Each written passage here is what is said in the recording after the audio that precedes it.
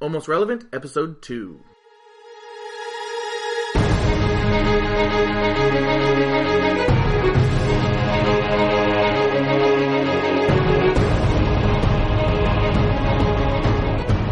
Hello and welcome to the Almost Relevant Podcast, where we delve into any rabbit hole, no matter how deep. The podcast for everything nerdy and geeky. I'm Elliott Lee. And I'm Jeremy Collier. In today's episode, we're going to talk about living or reliving in a different era. So obviously, today is the year 2014. Hold on, wait, let me check. You sure? Yeah. Okay. Yeah, okay. Alright, so this year is 2014. Unless you're listening to this in the future, then of course, it's not 2014. But it won't be the future for them, it will be the present for them. So that's true. Then they're listening to the past. All this wibbly-wobbly time stuff. For those of you who don't know, that's a Doctor Who reference. We're recording this in the year 2014, and this is a subject that Elliott brought up a while back, just kind of like, well, you know, a lot of people say that they would want to be alive in different eras, so it got us kind of thinking, you know, like, what would it be like to be alive in a different era? And it basically brings up two questions. So let's just start with this. Without thinking, Elliott, what area would you want to live or relive in? Well, see, that's the big thing. Living and reliving. Okay, so let's make it a little more specific. What era would you want to live in? So then that would take away the 80s and 90s and 2000s for us. Okay, well, being of my ethnicity, I don't think, Chinese people really had all that great in the Americas in the 1800s. So I'd probably rule that out. So I think I would rather look forward. Let's look ahead. Let's see life would be like, say, 2050, 2100. So if the world's still, around then. So just slight future. I think so. I think slight future. Something, that the way technology is somewhat exponential. So yeah. I don't know how much of life would be recognizable to me a good 30 plus years in the future. Well, okay. So then what I'm hearing is, although this takes it to the extreme, but Futurama kind of. A little bit, yeah. Because it's kind of like you're thinking of that culture shock that although 30 years, 40 years from now shouldn't have too much of a culture shock on you. Yeah, but if you think back, 30 years ago, I mean, look at what we do today and how that would be so off the wall for everyone else. That's true. But they also say that technology has slowed down a lot in the last 5-10 years, and it's going to continue to slow down. There's still going to be So it's advances. a logarithmic function. Yes. Yeah, I'm using math. There's increasing at a decreasing rate. Yes. There's diminutive returns. Diminishing returns. Diminutive returns? I don't even know what that means. What's that mean? So basically, it's like, yes, technology has advanced over the last, let's just say, 100 years exponentially, but it's not going to continue in that same rate, and it's already slowed down. So with that in mind, I see 30 years from now as being mostly what we have today, just better. Meaning, I just want a robot servant. Hey, that'd be awesome. They actually have one of those for the school I teach in. I'm teaching Lego robotics, and I've done a lot of research on them. And there's actually a servant robot that is. They have concept. I think you can even buy like early versions of it, but it's actually something made mainly for elders and stuff like that helps you in the house. Yeah, but when you think 30-ish, 35 years from now, I think it's going to be a lot more available to the general public. I do think robotics is one of those right now that is going to continue to go exponentially. As where technology as a whole over the last 30, 40, 50 years has gone exponentially, I think only certain aspects of technology will continue that direction. Mm-hmm. Computers are not going to get much better. In 30 years, sure, you're going to have... It's not... I mean, compared to now, they're going to be more powerful. Right. But it's not going to be like... It's the 1980s to the 2010s. Mm-hmm. That big of a dramatic difference. It's going to be more like... It just keeps getting a little better by little. But robotics, I think, is one of those things that's going to be 30 years from now. We're not going to recognize. They're only going to get better from there on. Yeah. So I see your point in that, and that's kind of interesting. The book The Feed, that's set in supposedly about 100 years from when it was written, which was written about 2000, 2001. Okay, so about the year 2100. 2100. Somewhere around there. And I don't think we've mention the feed on this podcast? I don't think so. Okay, well, the feed is basically a futuristic book that Elliott was reading for school, and it has a lot to do with social media and just media in general. Media, yeah, and how it's part of it. It's ingrained in life. And what the scary part is, I have not read it yet, although it's on my to-do list. The scary part is how accurate it's already starting to become, and it's only been 10, 12 years, 15 years. And so imagine, if that trend continues, that it will be that way in the future. But anyway, so another book that comes into mind, and now I'm going to blank on the name. The two authors are Platt and Truant. I know you haven't heard of it, but what's it called? I forgot the name of it, but I will look it up right now. But anyway, it's basically a futuristic, but it's not so far in the future. It's like a realistic future where just that. It's what would life be like in 50 years, 100 years, and it's like certain things have advanced. Well, so is this a fiction or? Yeah, it's fiction. Certain things have advanced in the sense that I think they have like a transportation system that can get you across the whole world quick, stuff like that. But it's like they run into a lot of things. But is it in like kind of a realistic manner? Yeah. So like bullet train type of. Yeah. Okay, so I'm not getting beamed up anywhere anytime soon. No, I don't think so. But it's in the same vein of like this could actually be like it is, after this in a few years. Well, 30, 40 years. So my whole point in bringing that up is I actually did not expect you to say a future time. Really? I expected you to go backwards. Well, I mean, let's think about this for a bit. Again, so if I'm thinking more on like a realistic level, if I were to go back in time, assuming I'm still Chinese, I feel I'm a little bit limited on good options. I can't really go like to a medieval era in Europe. I think I'd kind of stand out a little bit. However, I am not really taking into account for Chinese history because let's say I'm in China at the time. Well, I'm not royalty. That's true. So in that sense, it's kind of you know what? Let's just look forward. I don't really see a whole lot in the past that's something that I'd be interested in experiencing. I think let's see what the future offers. I guess another surprising thing would be that you picked such a close future. Because if I was to go future, I would probably go further. Would you do the whole Futurama thing, a full 1,000 years? I don't know if I'd go 1,000 years. I guess I would have to say I would like to go to a time where space travel was something your everyday person could do. Well, that's not potentially in like 35 years. But not so far as like Star Trek Enterprise, where it was like these massive ships and colonies all over the place. I would want to be more like Mass Effect or the first the Enterprise. Remember, it's like space travel, or I don't know if you ever watched the anime. I don't think you have. Cowboy Bebop. I think you mentioned it to me, and I tried watching a couple episodes, but I can't get into anime. Or Firefly. No, although everyone always speaks so highly of it, I've just never given it a chance. Yeah, as hard as life is in those shows, I think that if I went to the future, that's not my pick for where I would want to go. But if I did go into the future, it would be something like that, more like that. Everyone's out there, everyone could be out there in space, but it's not the safest area. It's that whole space opera. Like the cowboy. So it's still kind of Mass Effect, a bit of a frontier stuff. Yeah, frontier. Yeah.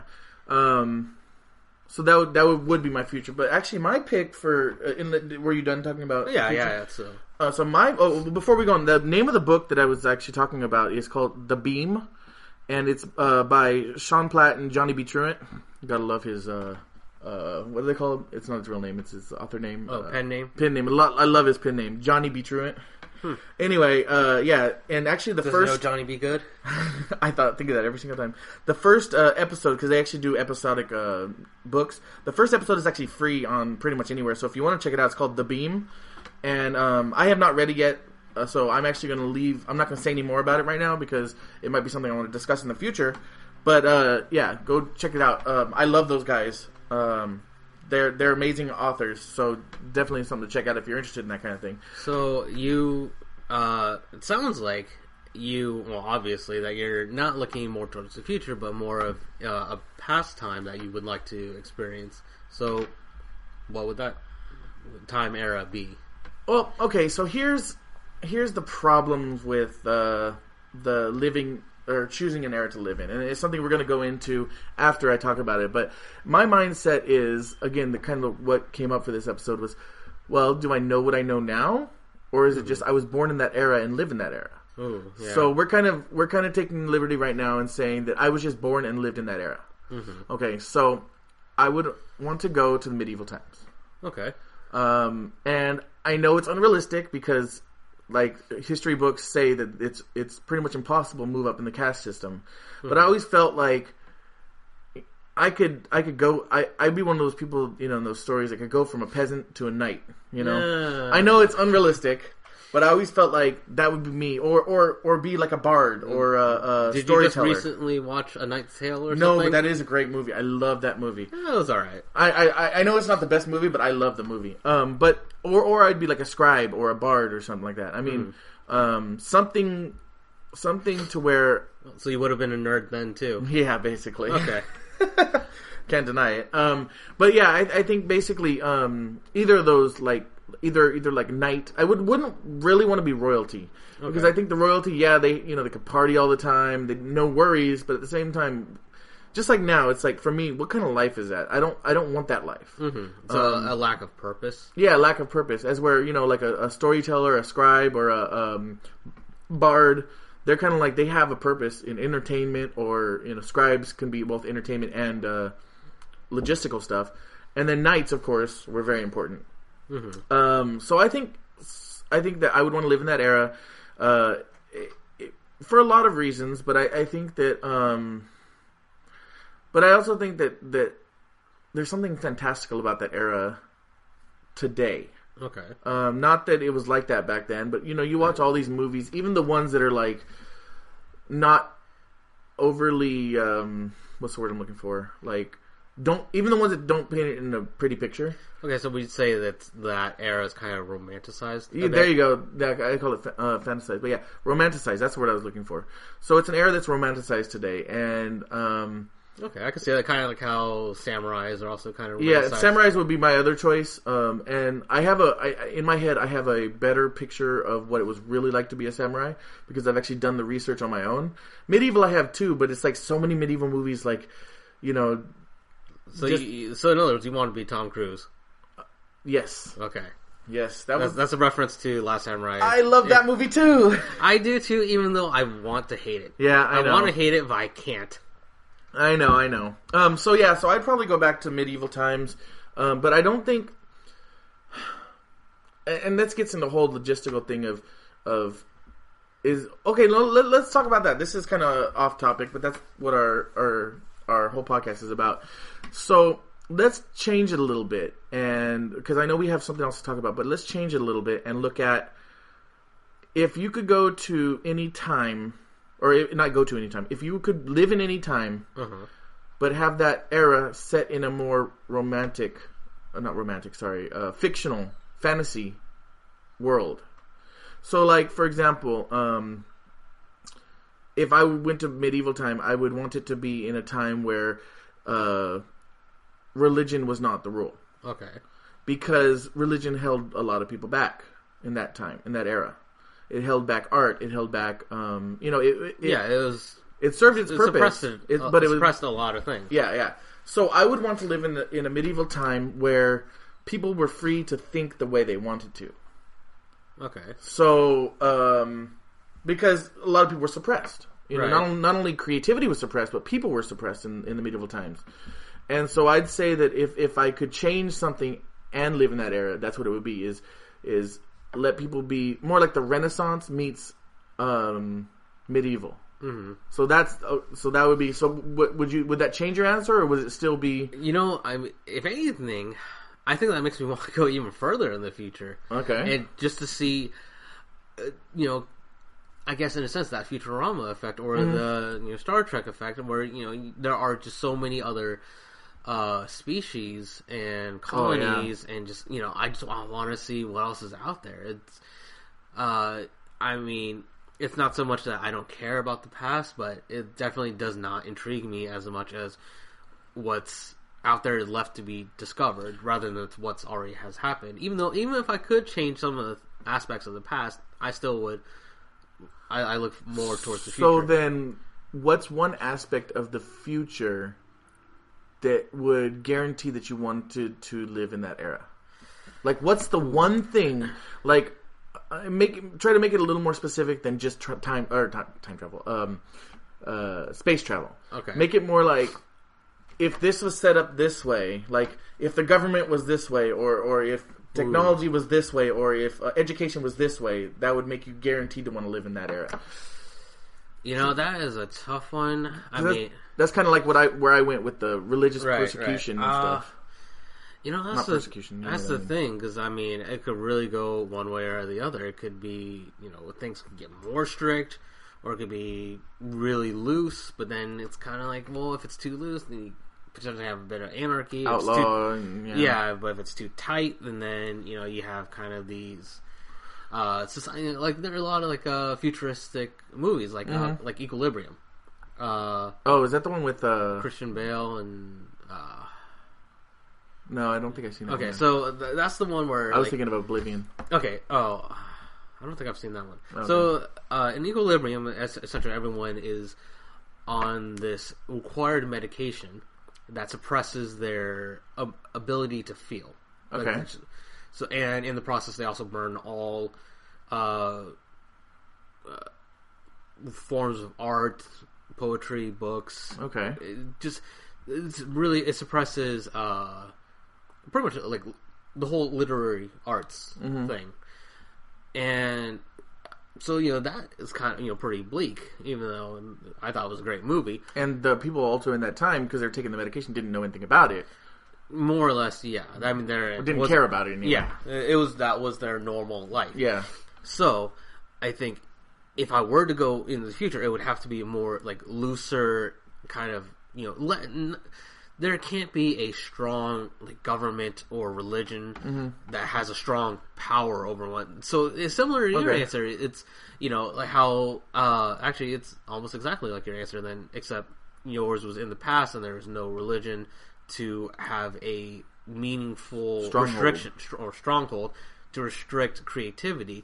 I would also, I guess, to rip off your answer, in the future, it would have to be a future where there is no real suppressive power to restrict creativity. I like that. I think that's a realistic answer. I don't know if it's a realistic future, but so let's narrow it down one more step before we move on and say, what's one piece of technology, thinking, of course, outside of the box, or inside the box, if that's what you want, that you would want to go to the future to be able to experience or be able to use or be able to see? Oh, so something that doesn't exist now? Or it could be in the early stages, or it could be theoretical, or it could be... Ooh, that is... let's see. Yeah. I know, I'm trying to think for myself. And... yes, that's why you threw it in my direction first. Because you have... Okay, so you have your common technologies that are theoretical now, such as time travel and space travel. So, like, not space travel... teleportation, beam me up kind of thing, like we were talking about before we started recording, and that kind of stuff. Sure, that's cool, but that's not something that I would care to just be like, let's go to the future to see that. Time travel, as interesting as it is, I think that it's not necessarily something that I would quote unquote look forward to. If it's there and if it was usable by me, sure, I'd go back and check things out. I'd go forward, but it's not something that I think that I'm looking forward to. I part of me wants to say, even though as potentially boring of a idea it could be, is just really fast transportation. So in the sense, like how bullet trains get you from one place to another pretty quick. I think there's one in the works for to connect San Francisco and LA. Yeah. I don't really know all the details, but supposedly it's supposed to be able to, you should be able to go from one to the other in an hour. Yeah. I want to see what's the next step after that. How can you get from San Francisco to LA in like 10 minutes? Well, yeah, and that'd be interesting. So you're talking more about land, and I know you. It's a podcast, so you can't see me, but I put quotes up. Land travel. Okay. Yeah. You're talking about more land travel than. Well, just travel in general. Just transportation. How can we speed things up? So you'd like to see the evolution of transportation. In other words, yeah, because if you kind of look at things now, like just basic transportation, if you're just driving from point A to point B, you have to deal with traffic, fuel, other drivers. So, how are these things going to be solved? Because if we're taking this into like a serious consideration, population is going to increase. There's going to be more cars on the road. There's going to be less fuel, more traffic, more pollution. How is this going to get solved? What's the solution to this? How are we going to become more efficient in traveling, not only in resources but also in time? How are we going to? Because there are people who commute 2-3 hours, every day. Yeah, and I just throw more people on the road. That's going to become a 4 or 5 hour commute. It's really how are we going to fix that? It's really interesting because everything I'm hearing from you is like the near future. I'm worried about today. I'm not living in the past. Or the future. Or that far in the future. Realistically. That's interesting. I think that to go along with what I said earlier, if there was one technology that I would want to see... Maybe it's just because I'm thinking about this right now because I just talked about it, but would be that personal spaceship. Okay. That, let's... And I don't mean Firefly, but I mean more like Cowboy Bebop. More like, let's get the Jetsons? Not quite as... Yeah. You don't want it to fold up into a suitcase. No. But so the difference between Firefly is, you have your bigger ships, you have your freighters, you have your... Okay. Basically the kind of like boats you have now. So think of it kind of like Star Trek, and only they don't have the shuttles. So my idea would be like a jet, but in space. Okay. Something like that. That would be something that I would want to see.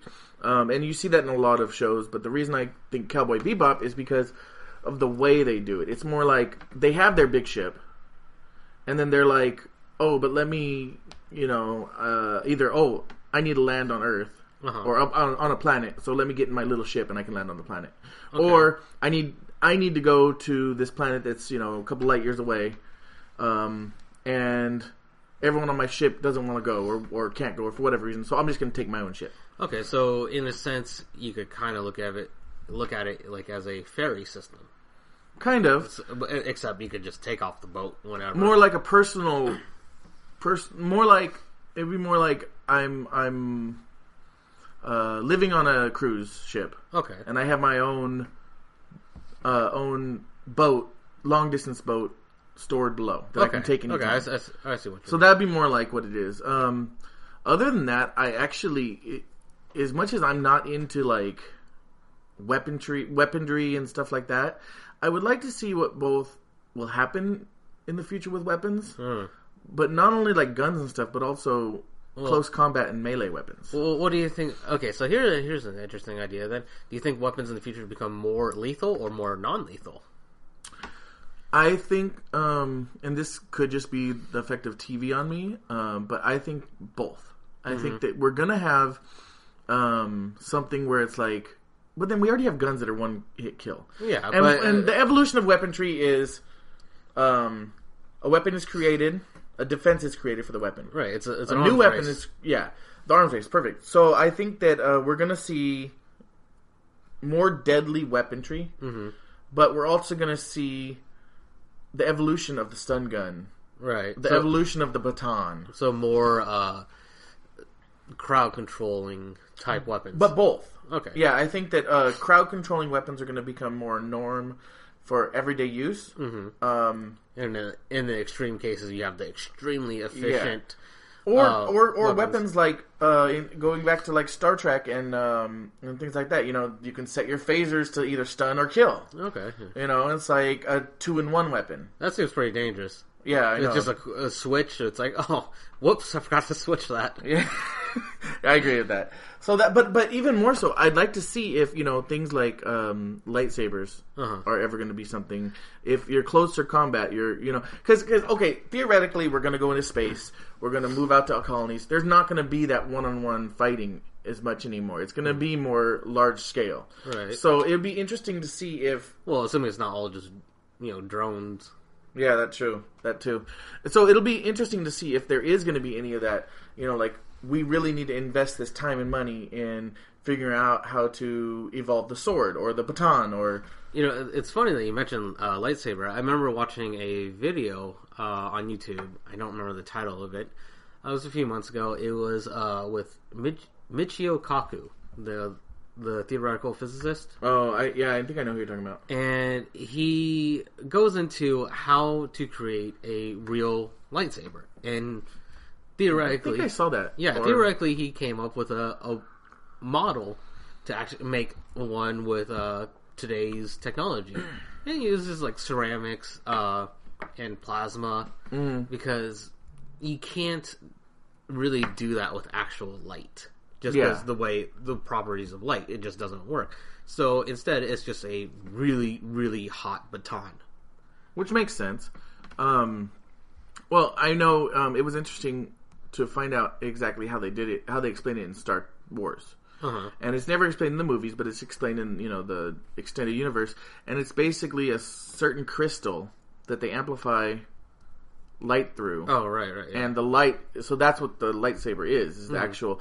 What's also fun, or what's also cool is they have the training sabers in the Star Trek universe that doesn't use those crystals, and it actually is like a laser, and it has a top and bottom. You can't, like, you know, like the lightsaber, you turn them off and then it's just the hilt. Right. And this is like the whole thing. It stays, you know, 3 feet long, and then the light goes from the base to the top, and then you still have your weapon. So it's kind of like a giant fluorescent tube. Basically, yeah. And then there's a game called No More Heroes.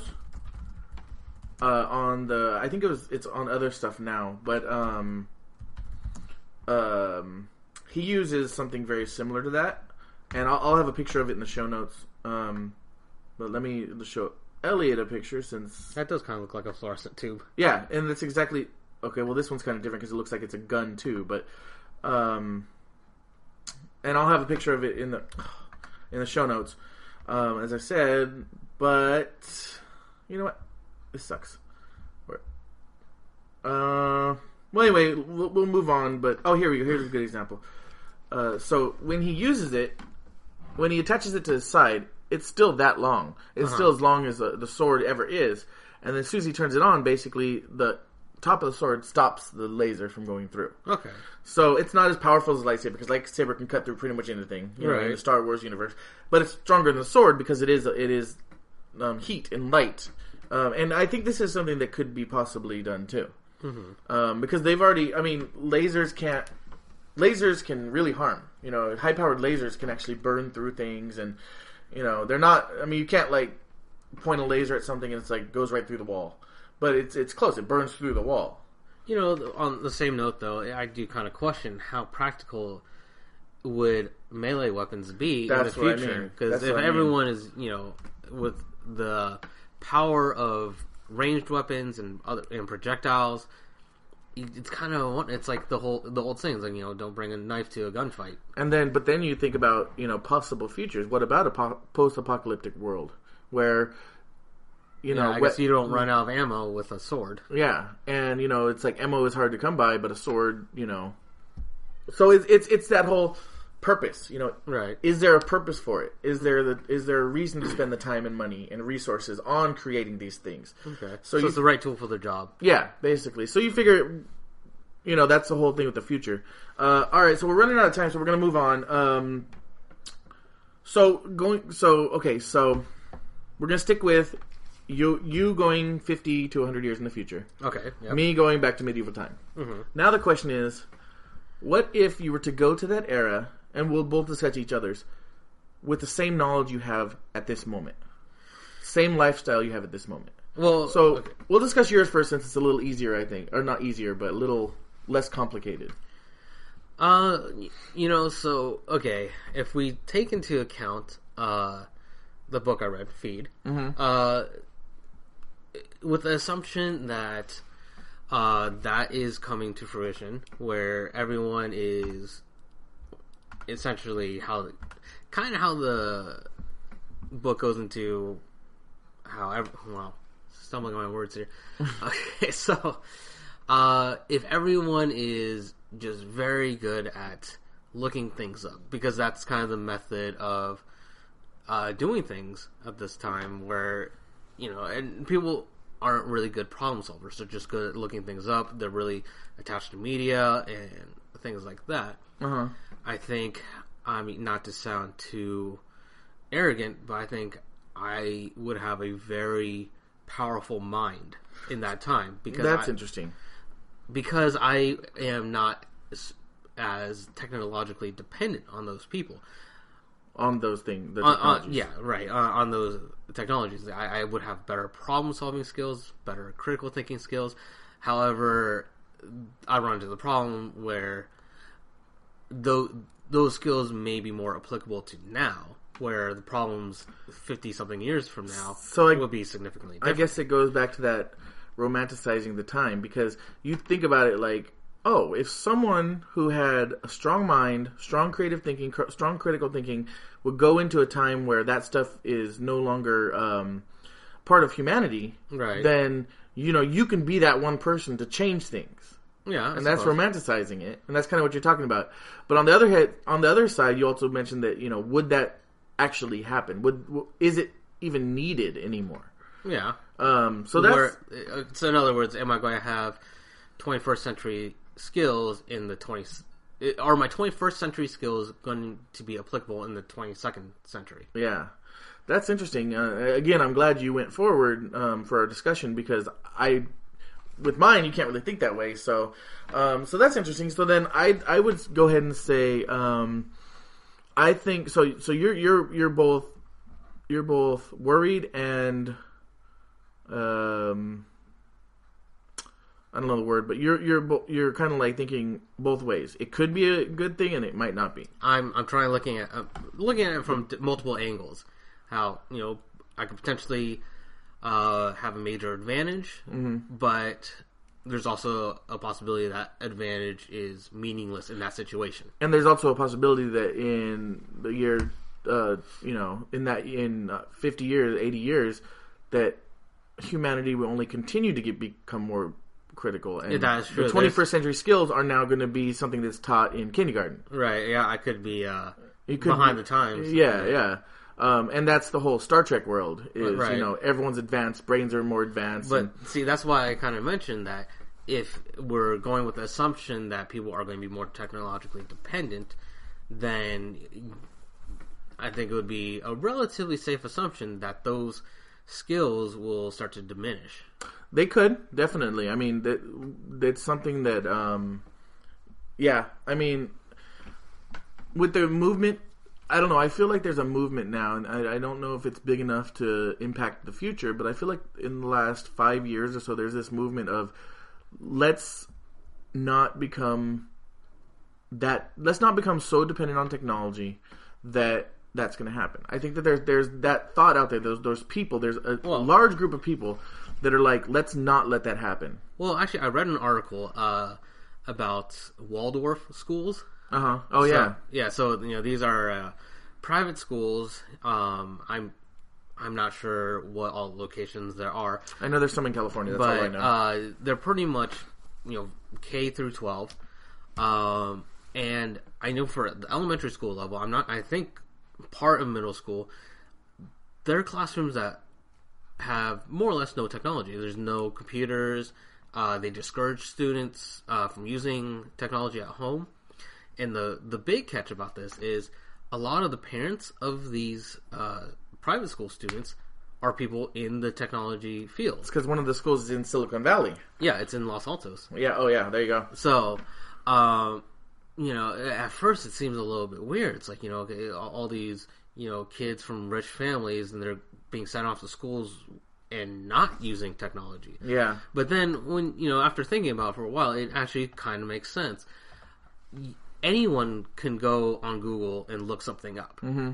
But to actually sit there and see a problem and figure out how to solve this problem, that's not something, it's, to use what's the term, a proverb. Uh-huh. You can look at Google as giving a man a fish, and going without technology is teaching them how to fish. Okay. On the same hand, okay, so I agree with that. And I think that going along with your proverb, I think there's that whole middle ground. Right. I think it's to change it up a little bit. It's giving a starving man a fish so he survives the night, and then teaching him to fish the next day. Okay. Yeah. That's where I think that there's that balance. Mm-hmm. For me personally, that's one of the reasons that I read as much as I do. Even though a lot of times I'm reading on my tablet, I don't think of it, I'm reading on technology. I just think I'm reading the words. And that's why a lot of times, unless I'm in a mood where I don't want to think, I'll try to problem solve myself. Problems that I have in front of me before I go to Google. And I think it's that we're just one person.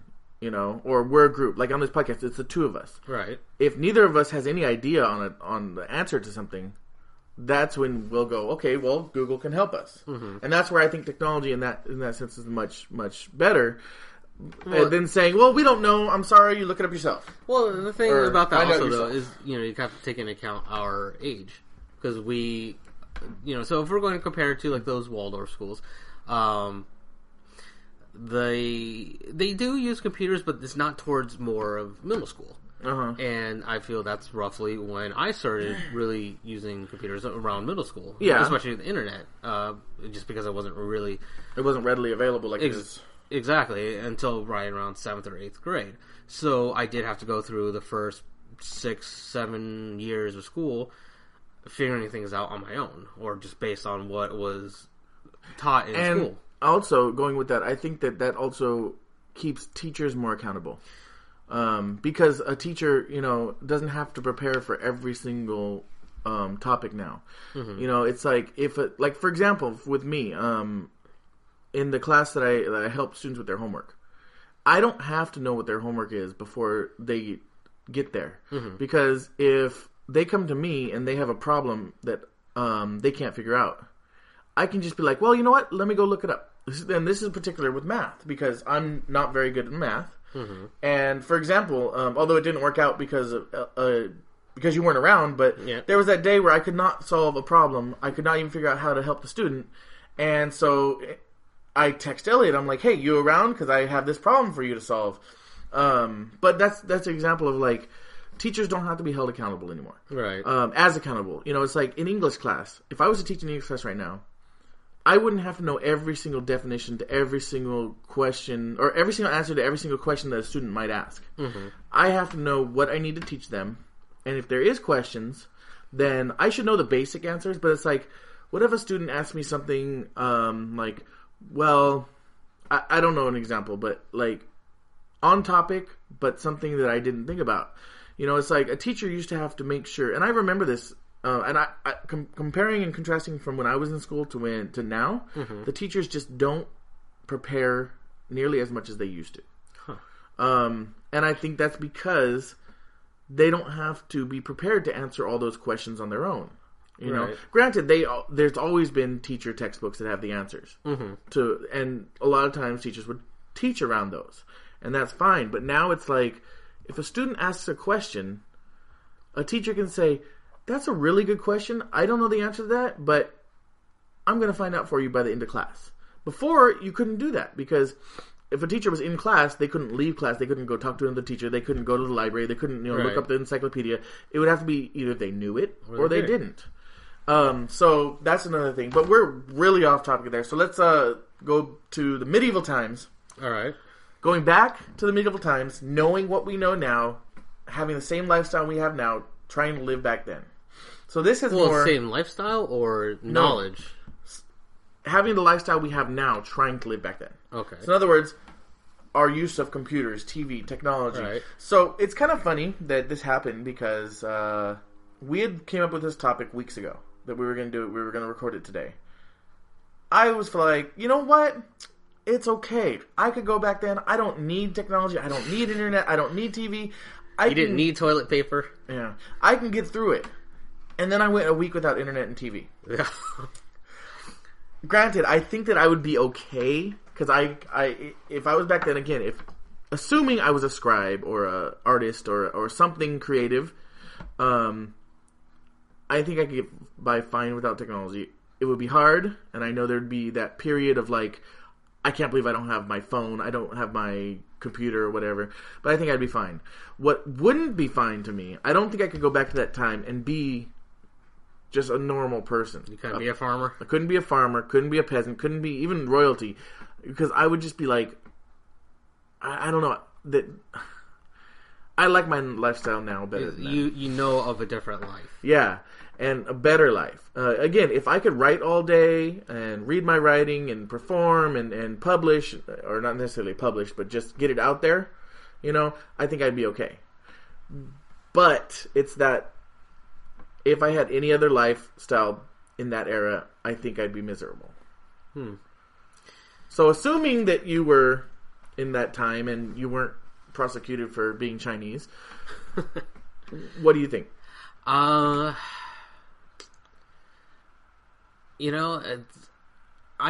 know for myself that I can do okay without technology. Yeah. I can go without a computer. I can go without my phone, my tablet, all that stuff.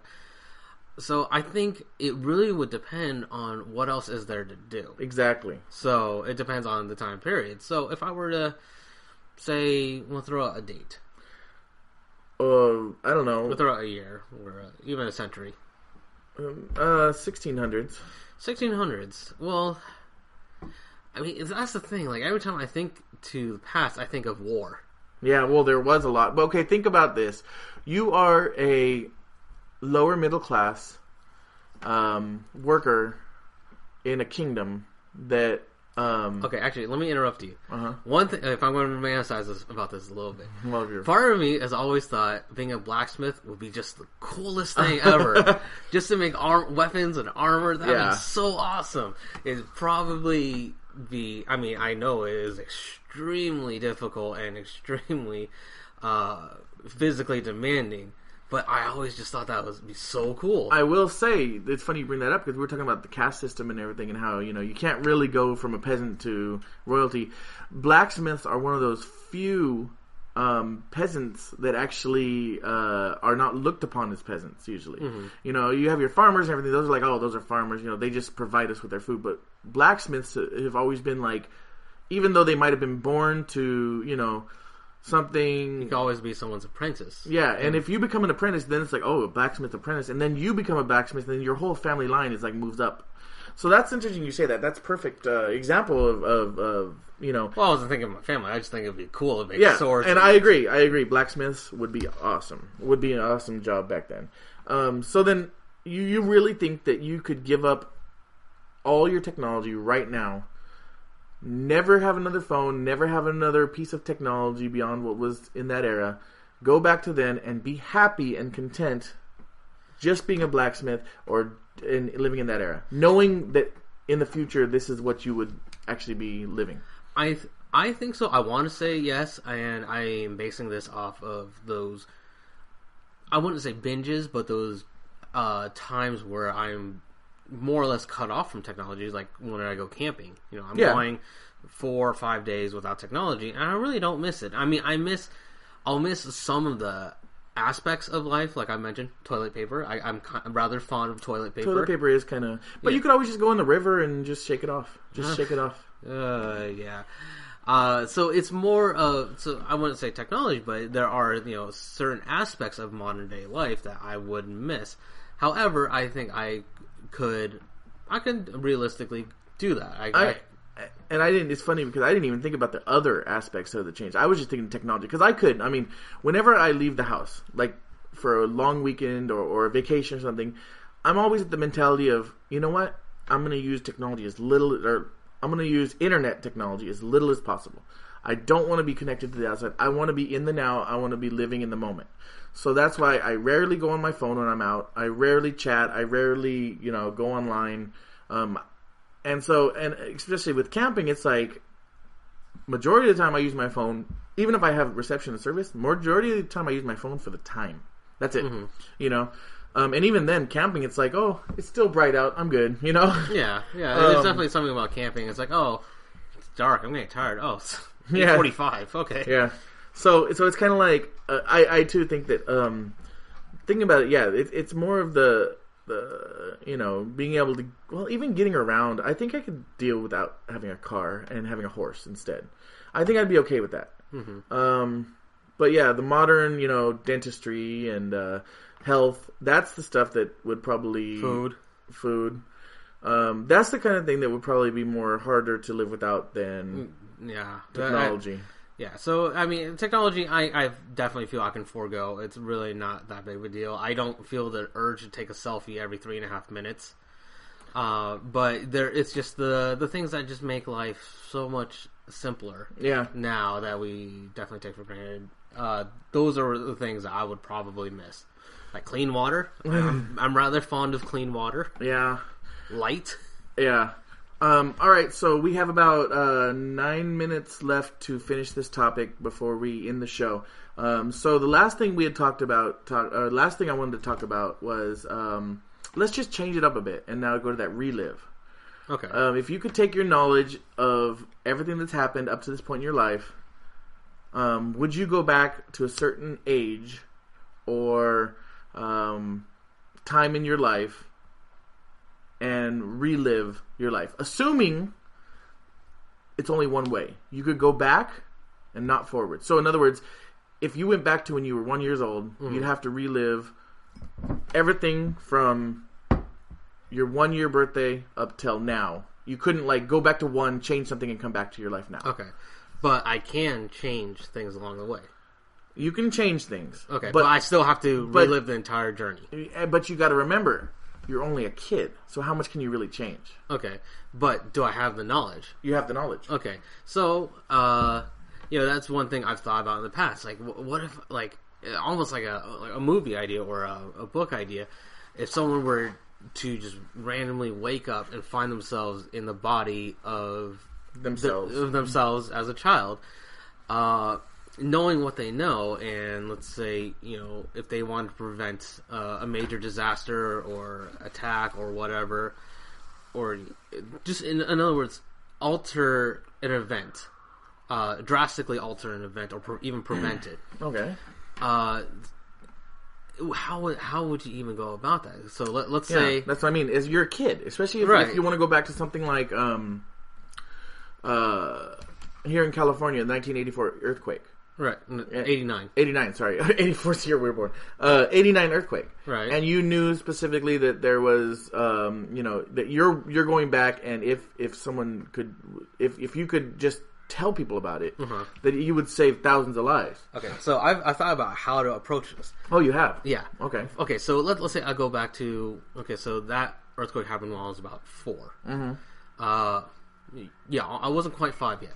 So, the way I would do this, assuming I still have all the knowledge that I have accumulated, I would go to my siblings. I'd choose one sibling. Because they're older than you. Yeah. I would choose... All my siblings are older than me, so let's see. When I was 4, they were 14, 16, 18? 18 or 19? Okay. I would probably go with the middle one, with my oldest brother. Okay. I think I could convince him that something was up.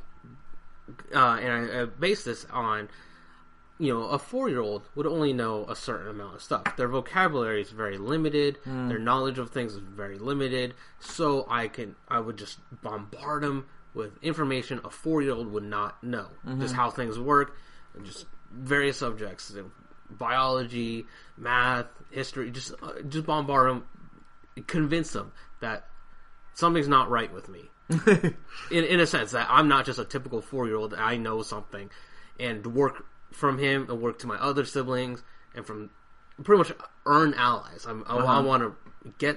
would get them as allies, and then just work from there. Just convince more and more people. Mm-hmm. Like, hey, I'm not a typical 4-year-old.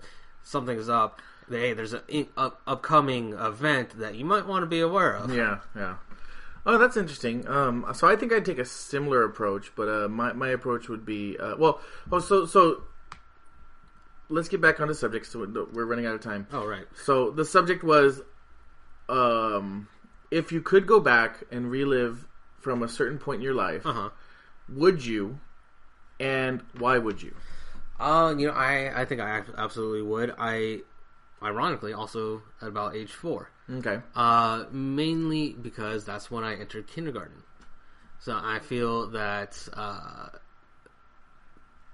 had I pretty much just had I done things differently in my school life, from K through 12, pretty much it's kind of like how some people say they wish they could relive high school again so they can, do better. Yeah. I'd rather relive the whole thing, not just high school, but everything before that, and do better. Okay. And by doing better, I pretty much, in other words, I'm taking into account the mistakes I've made and trying to learn them. And if I could go back and not make some of those mistakes. Okay, so totally get that, and I agree. So let's throw a wrench into that. Oh, jeez. If you go back, you lose that many years in the end of your life. So you go back to when you're 4. Okay, then yeah. Maybe I'll just relive high school. 26 years at the end of your life. I'll relive high school. How about that? So you would basically lose how many years? No, actually, you know what? Let's not say lose that many. Let's say you lose half that many. Okay, that's a lot. So you'd lose 13 years of your life if you went back to when you were 4. Yeah, okay. Even then, I think I'd still say I would go back to high school, so I'd lose about 7 years, maybe. Okay. And really just bust my ass in high school, do well, and just set myself on a better path. And I think a lot of people can agree to that. It's just if you find a turning point in your life where if you had done a little bit better, all the events following that would have been significantly different. What's funny about my answer is that I would actually go back to a time where I did have a turning point where my life, my school life and my social life could have either gone really wrong, or like it did and gone pretty good. Mm-hmm. If I wanted to go back to when my school life, like what affects me now, and change that, it would have to be like kindergarten. But I would actually rather go back to probably 7th grade, around there, 7th, 8th grade, maybe even like right before 7th grade started, and relive from there. Mainly because that's when I started doing good in school. So I could just continue that trend.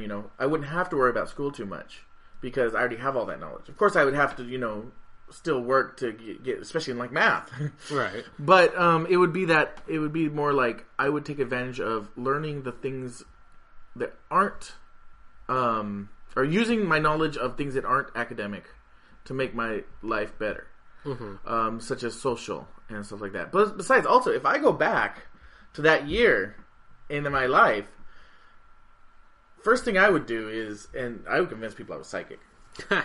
That's always been here we're getting kind of deep into the psyche, but that's always been, I guess, if you could say like, what's one superpower you would want? It would be to be psychic. I wouldn't say psychic, but I would say I've always thought mind control. Mind control is another one, but if you're psychic, you don't really need mind control. But if you have mind control, you don't need to be psychic. Yeah, there you go. Because you could just like tell someone, tell me what you're thinking, tell me what or just just go do this. I don't really want to read your mind and figure out how I can get you to do this. Just go do it. Well, Well, I'm not going to get into that, but psychic would probably be it. So to wrap it up real quick, it sounds like although we're both pretty satisfied with current state of technology and even our current life, we would definitely venture into other times and venture back into our own past.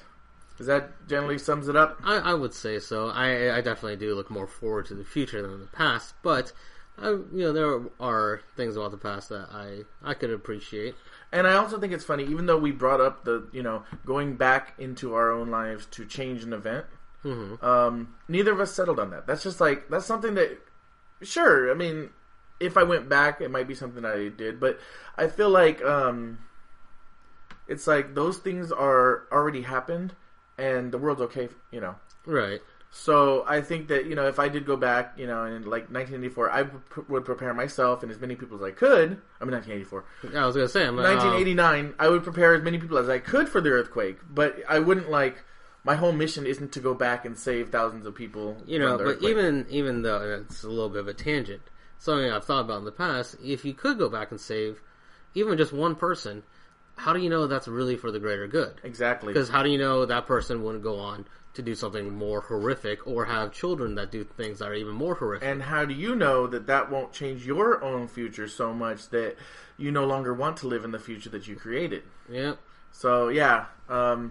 That's interesting. Yeah, I mean, So you if we left this future to go back right now, it's like we're pretty content. We're doing okay.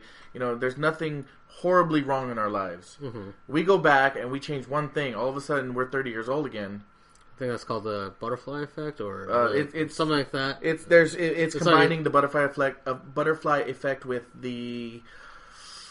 It has something to do with time space. It's two different theories. You kill a mosquito in the past, they can alter. I guess that's a butterfly effect, yeah. Then there you go. And then all of a sudden we get to 29, 30 years old again, and it's like, I don't want to live in this. I'd rather have my old life. Yeah, it's like, apparently oxygen isn't really a thing anymore. All right, so real quick to introduce our new segment this week it's going to be called Off Topic Picks. Cue music that we don't have yet and probably won't this episode. So, DTD, there you go. So we're going to have a new subject, a new topic each week called Off Topic Picks. What it is each host, be it me or Elliott or guest hosts that we have on, will bring up something that they want to share with the audience. It could be anything from a novel to a video game to a phone, web series, TV show, movie. It could be anything we want to share with you and each other. So I'm going to go ahead and let Elliott take the first lead this week. So go ahead, Elliott. What is your off-topic pick this week? All right, so I started a book for my English class. It's called Outliers by Malcolm Gladwell. And the book is essentially that. It's about outliers, but looking at it in the sense of people. How people are different outliers and different outliers in different areas. So, for example, it talks about how hockey players, that a lot of the professional hockey players are all born between January and March. Interesting. Reason being is that when they're young and they start into those training programs, there are certain age cutoffs. Not really age cutoffs, but also birth date cutoffs. So the ones that are just after the cutoff, they have to wait an extra year, and by waiting the extra year, they get 12 extra months of training. Oh, interesting. So it also talks about how students who have birthdays right before the age cutoff. So, for example, my birthday is on December 1st, and the age cutoff for enrollment for me was December 3rd. So that's why I started kindergarten when I was 4 instead of 5. And supposedly, everyone who... Is that it? Yeah. Okay. So supposedly, those students who get enrolled early rather than later tend to have a pretty significant disadvantage. And the thing is, it's one of those things that's really difficult, if not impossible, to outgrow. Yeah. The big thing about that really caught my eye about this book, they mentioned it in the introduction. No, it wasn't the introduction. It was the first chapter. They're explaining what the book's about, and they mention they're going to investigate why Asians are so good at math. And I've always kind of wondered about that because math has always been one of my stronger subjects, just significantly stronger than most any other subject. And so I haven't gotten to that chapter yet, but I'm actually a little bit curious how they settled on the title of this chapter. It's called Rice Patties and Math Tests. Wow. Yeah, I was like, okay. I haven't gotten there yet, but I'm interested to see what they have to say about that. That will be interesting. And just real quick to clarify, the whole name of the novel, since I looked it up so I can have the show notes, is Outliers, The Story of Success. And as with everything on this segment, I will have a link to it on the show notes. So my off-topic pick this week is called Neil Patrick Harris, Choose Your Own Autobiography. Huh. It is also a book, which is kind of weird that we both picked books this week. But it is it is written by Neil Patrick Harris and is actually mostly an autobiography. About Doogie Howser? Yeah, I'm sure Doogie Howser is in it. Yeah. But basically, if you remember the old Choose Your Own Adventure books. Oh, no, I don't. Really? No. Oh, I love Choose Your Own Adventure books. Basically, the concept is you'd read a chapter. At the end of the chapter, it would tell you if you want... Like, okay, let me use an example from one old book. I remember it's like... so you read this chapter about this adventurer who's going to find the dragon. Okay. And it's like... you come up to a cave and you see the sleeping dragon inside. And then it's like, that's the end of the chapter. And it's like, do you go in? Okay, I think do you so there's different sections. Of if you want to assault the dragon while it's sleeping, go to page 198. If you want to retreat to like regroup with your friends and attack together, go to page 205. Yeah. When were these books around? 90s. Okay, so that's maybe even early 90s, late 80s. Okay, I think that's kind of interesting because you were exposed to these type of books, and then you went and majored in English. I wasn't exposed to these types of books. Oh, interesting. So I wonder if there's a correlation there because that sounds something I'd be totally into, but it's not something I was ever aware of. Yeah. So back to this book, Neil Patrick Harris, Choose Your Own Autobiography. So it starts out like I have not actually purchased it yet, thanks to the Kindle. I just downloaded the sample, and mainly because I'm like, I love Neil Patrick Harris, but I'm like, what's this going to be like, you know? So I downloaded the sample and I read through a couple chapters yesterday. So just to kind of give what it's like, the first chapter starts out like, you emerge from the womb, or from the darkness, and you are Neil Patrick Harris. The first person you meet is your mother, and that's how the old adventure books. It was all you, and the first person you meet is, of course, your mother. Blah blah blah, Harris. And then the second person you meet is your father, who's smiling at you, and then it's like, I figured a doctor would be in there somewhere. Yeah, well, it didn't say doctor, and then it also introduces you to his brother. So it's like you not only that, but in the first. In like 2 paragraphs, it not only says like you meet your mother, but it's like what's your mother's like through your life, and then it's like you meet your father, what's your father's like, brother, what's your father's like, and then it goes, but right now you're just newborn in bloody goo or something like that, and then it's like, and then the choice at the end of the first chapter is, do you want to have a good childhood or a bad one? And then so it's like that's awesome. Wow. And then so it's really awesome. I'm guessing it's like 75% autobiography, 25% fiction. Because he can't, he has to have those choices. And something common in Choose Your Own Adventures was you pick the wrong thing, you die. Huh. Okay. So I'm guessing that it definitely could be that.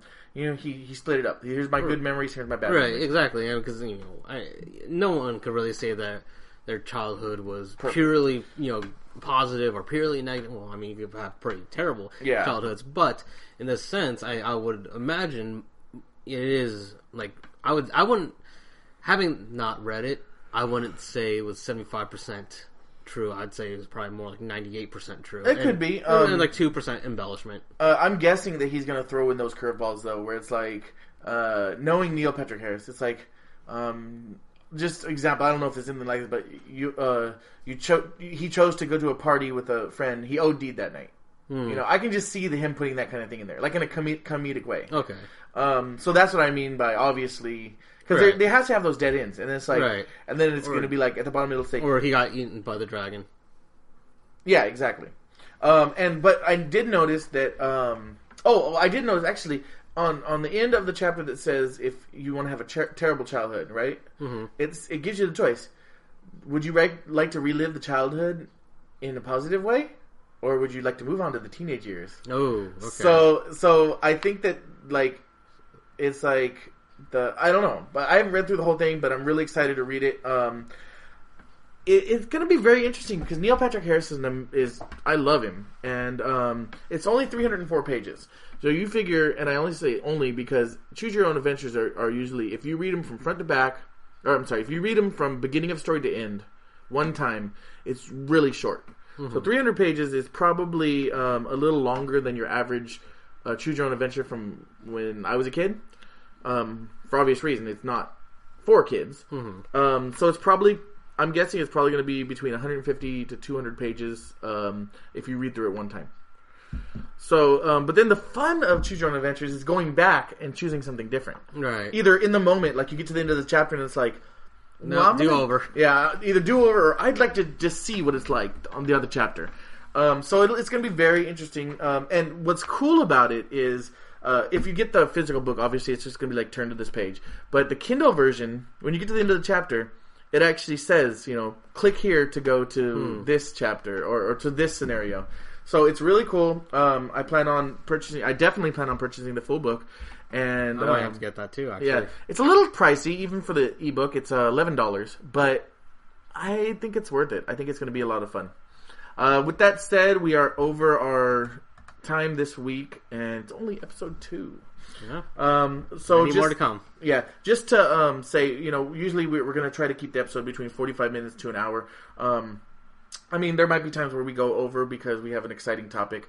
This time, I think that lesson learned, we just tried to fit too much into it because we know about those rabbit holes, and we went down a lot of them. Pretty deep. Yeah, so I think spread out. Yeah, I think it's just we tried to cram too much into a single episode, but that's fine. It was a good episode, and I hope everyone liked it. If you'd like to let us know, if you'd like to tell us what you thought, you can go email us at almostrelevantpodcast@gmail.com.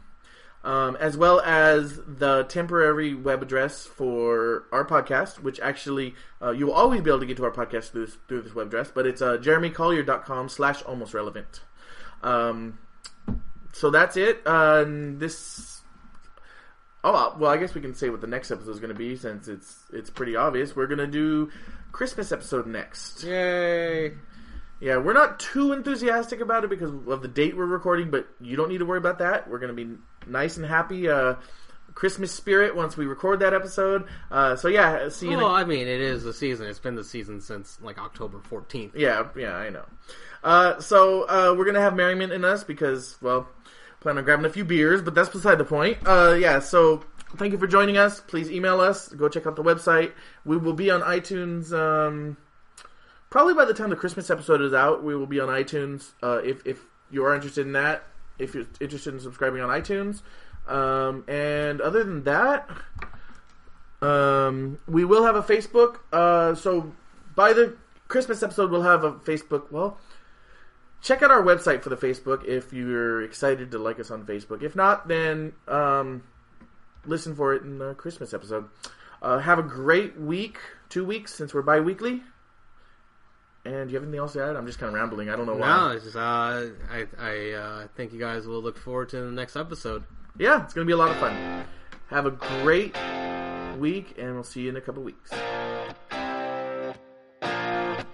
Opening song with Our Wind in Our Sails, provided by Waleed Fighali.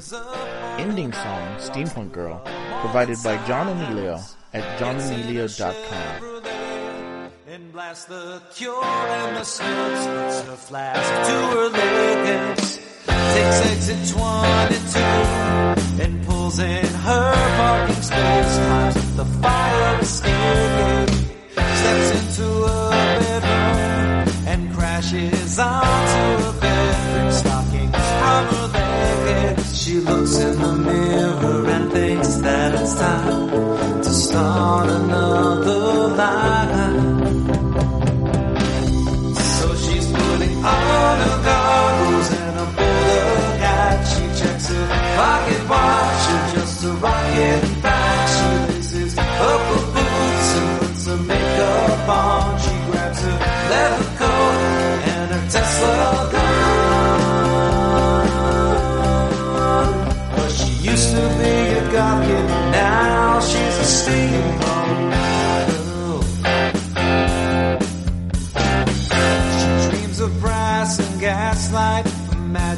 taking a trip on a steam-powered chicken. Instead she opts a flight to a sci-fi convention. Now it's her intention to finish her novel and go back to school and learn to live again. So she's putting on her goggles and a bowler hat. She checks her pocket watch and just a rocket back. She laces purple boots and puts her makeup on. She grabs her leather coat and a Tesla gun. But she used to be a gawker, now she's a steamboat girl.